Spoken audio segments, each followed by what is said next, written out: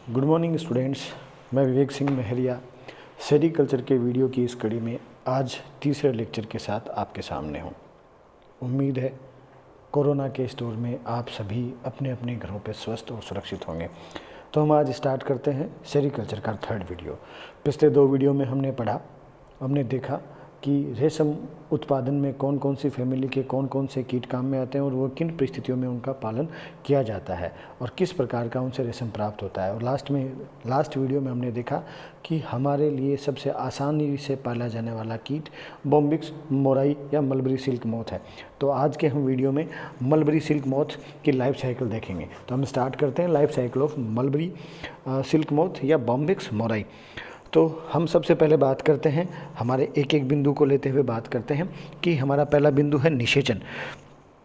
तो हम ये देख पा रहे हैं कि मलबरी सिल्क मोथ में जो निषेचन पाया जाता है वो आंतरिक प्रकार का निषेचन होता है, अर्थात नर और मादा कीट के मैथुन के पश्चात जो निषेचन होगा वो मादा के देह में होगा, मेंढक की तरह शरीर के बाहर नहीं होगा। आंतरिक प्रकार का निषेचन पाया जाता है।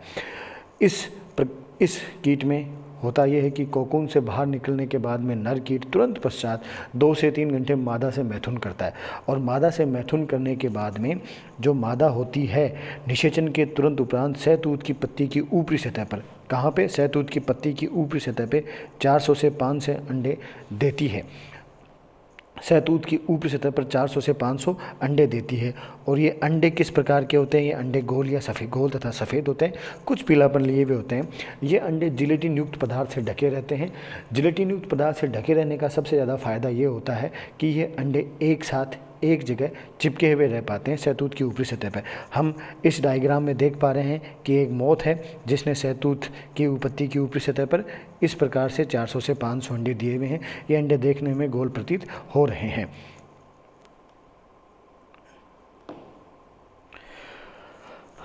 अंडों में निषेचन के बाद में अंडे हो गए, निषेचन हो गया, तो निषेचन के उपरांत अंडों में निषेचन के उपरांत उनमें 10 दिन बाद में हैचिंग होती है।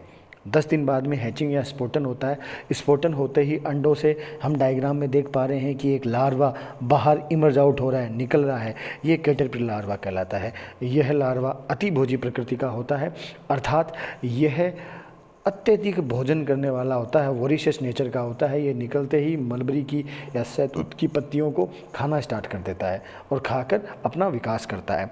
सहतूत की पत्तियां अगर इसको भोजन पर्याप्त रूप से न मिलता है तो इसका विकास उचित रूप से नहीं होता, और अगर कैटरपिलर का विकास उचित रूप से नहीं होगा तो आगे जाकर प्यूपा, कोकून, इनका विकास भी अवरुद्ध होगा या कुप्रभावित होगा, मोथ का विकास भी कुप्रभावित होगा। तो इससे क्या होता है कि अगर भोजन नहीं मिलेगा तो हमारा पूरे का पूरा रेशम उद्योग कुप्रभावित होगा, हमारे उत्पादन पे फर्क पड़ेगा।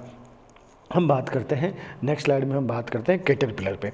हमने बात की कैटरपिलर हम देख पा रहे हैं कि कैटरपिलर लार्वा है। कैटरपिलर लार्वा हम देख रहे हैं। इस लार्वा की, क्योंकि ये वोरिशियस नेचर का होता है, इसके मुखांग मैंडिबुलेट प्रकार के होते हैं जिनकी सहायता से सहतूत की पत्तियों को आसानी से काट सकता है और खा सकता है। इस पूरे कैटरपिलर के शरीर में 12 खंड होते हैं, जिनमें उदर भाग में 10 खंड होते हैं। और इसके उदर भाग में ही 5 जोड़ी सूडो लेग्स पाए जाते हैं। 5 जोड़ी क्या पाए जाते हैं? 5 जोड़ी सूडो लेग्स पाए जाते हैं। इन सूडो लेग्स का क्या काम है?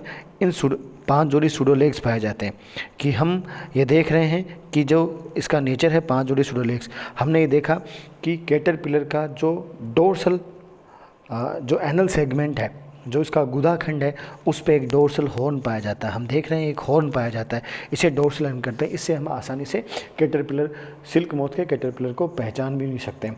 कैटरपिलर क्या करता है कि ये भोजन ग्रहण करता है और इसमें लगातार मोल्टिंग होती रहती है, जिससे अपना आकार बड़ा करता रहता है, अपना डेवलपमेंट करता है। तो इसमें 4 निर्मोचन होते हैं, 4 मोल्टिंग होती हैं, और 4 मोल्टिंग होने के बाद में first, second, third, fourth, fifth instar larva जो होता है वो 7 से 8 सेंटीमीटर लंबा होता है और अपना पूर्ण विकास कर चुका होता है। 5वां इंस्टार लार्वा जो पूर्ण विकसित कैटरपिलर होता है वो आगे की अवस्थाओं में बदलने के लिए अनुकूल हो जाता है। कैटरपिलर का पूरा जीवन काल 15 दिन का होता है। इसके बाद में ये प्यूपा, जिसे हम क्राइसेलिस भी कहते हैं, प्यूपा या क्राइसेलिस में बदल जाता है। नेक्स्ट स्लाइड में हम बात करेंगे प्यूपा की। प्यूपा क्या है? जब कैटरपिलर परिपक्व हो जाता है, कैटरपिलर जब परिपक्व हो जाता है तो परिपक्व कैटरपिलर क्या करता है? परिपक्व कैटरपिलर भोजन करना बंद कर देता है, और भोजन बंद कर देता है तथा इसके शीर्ष भाग में एक जोड़ी लार ग्रंथियों का विकास हो जाता है। इन लार ग्रंथियों से रेशम का स्रावण होता है, जो कैटरपिलर के मुख में खुलने वाली निकास नली, जिसे हम स्पिनिरेट कहते हैं, द्वारा बाहर निकलता है। यह रेशम हवा के संपर्क में आते सूख कर धागे समान कठोर हो जाता है। यह जो इस रेशम का कंपोजिशन जो होता है वो 5 तंतुओं से मिलकर बना होता है, जो सिरेसिन पदार्थ से आपस में मिलकर बने होते हैं। हम डायग्राम में देख पा रहे हैं कि ये प्यूपा, कोकून के अंदर प्यूपा है। ये वाइट कलर का कोकून है जिसके अंदर प्यूपा है। जो हमारा कैटरपिलर होता है 7 से 8 सेंटीमीटर, वो कैटरपिलर आगे की विकास की अवस्थाओं में प्यूपा में बदल चुका होता है। नेक्स्ट स्लाइड में हम बात करते हैं कोकून की। कोकून क्या है? जब कैटरपिलर पूर्णतः विकसित हो जाता है और इसके शरीर में रेशम ग्रंथियों का विकास हो जाता है, तो यह अपने शरीर को अपनी देह के चारों तरफ अपने शरीर को घुमा पर एक रेशम का धागा लपेटता रहता है और अपने चारों तरफ कोकून या प्यूपल से एक बना लेता है, जिसमें यह बंद हो जाता है। प्यूपा हम देख पा रहे हैं डायग्राम में, ये प्यूपा है और इसके बाहर ये कोकून है। प्यूपा या क्राइसेलिस का डेवलपमेंट 2 प्रकार से होता है। अगर गर्मी है तो प्यूपा से अगर हमारी ग्रीष्म ऋतु चल रही है तो प्यूपा या क्राइसेलिस से आगे का डेवलपमेंट जो इमेगो में होता है उसमें 1 महीना लगता है, और अगर सर्दी है तो इसका डेवलपमेंट थोड़ा स्लो होता है। स्लो होने के कारण जहाँ गर्मियों में 1 महीना लगता है, वहाँ सर्दियों में 3 से 5 महीने का समय लगता है। 3 से 5 महीने का समय लगता है। और हमारा प्यूपा जो है आगे इमेगो में बदल जाता है। इमेगो में बदल जाता है यानी क्या करता है कि इस कोकून को नष्ट करके बाहर निकलेगा। तो हमें इसी स्टेज में रेशम प्राप्त करना होता है।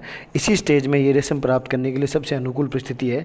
तो रेशम प्राप्त करने के लिए क्या किया जाता है कि प्यूपा सहित जो प्यूपा है उसके साथ जो कोकून होता है उसको गर्म पानी में डुबो दिया जाता है और कोकून के भीतर प्यूपा को मार दिया जाता है, और रेशा जो होता है उसको लपेट लिया जाता है और रेशम प्राप्त कर लिया जाता है।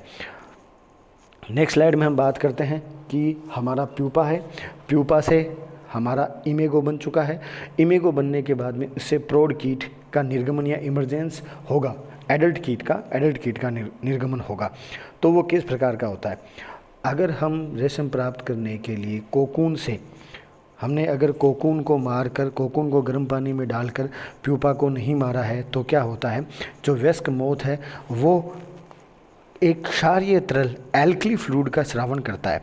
यह एल्कली फ्लूइड क्या होता है? यह एल्कली फ्लूइड जो हम कोकून देख रहे हैं इसके अग्रभाग को गला देता है, इसको गला देता है, और गला के इससे एडल्ट मोथ बाहर आता है। हम इस डायग्राम में देख पा रहे हैं कि कोकून को गलाकर जो मोथ है वो बाहर निकल रहा है। एडल्ट मोथ बाहर निकलते ही क्या करता है? तुरंत 2 से 3 घंटे तक मादा कीट के साथ मैथुन करता है, और मैथुन करने के बाद में इसमें आंतरिक निषेचन हो जाता है और मादा अंडे देना प्रारंभ कर देती है। एडल्ट मोथ का जीवन काल जो होता है वो 2 से 3 दिन का होता है, और अपने जीवन काल में भोजन ग्रहण नहीं करता है। यानी इसका मुख्य कार्य क्या है? एडल्ट मोथ का मुख्य कार्य, नर एडल्ट मोथ का मुख्य कार्य है कि वो मादा को निषेचित करता है।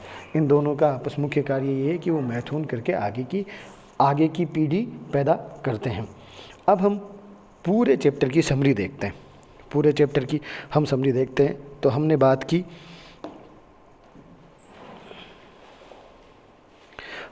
की कि प्रौढ़ कीट, एडल्ट कीट। तो हमने कहा कि ये कीट है, एडल्ट कीट है।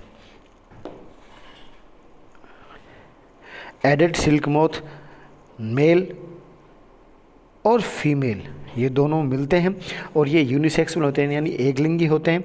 इनका 2 से 3 दिन का लाइफ स्पान होता है और अपने लाइफ स्पान में ये खाना नहीं खाते, भोजन नहीं ग्रहण करते। और भोजन नहीं ग्रहण करने के क्या होता है, ये आपस में मैथुन करते हैं और मैथुन करने के बाद में इनसे आंतरिक निषेचन होता है और मादा शहतूत की पत्तियों की ऊपरी सतह पर एग लेइंग करती है। एग लेइंग करने के बाद में शहतूत की पत्तियों पे एग लेइंग होगी। एग लेइंग होने के बाद में 10 दिन बाद में अंडे हैच होते हैं।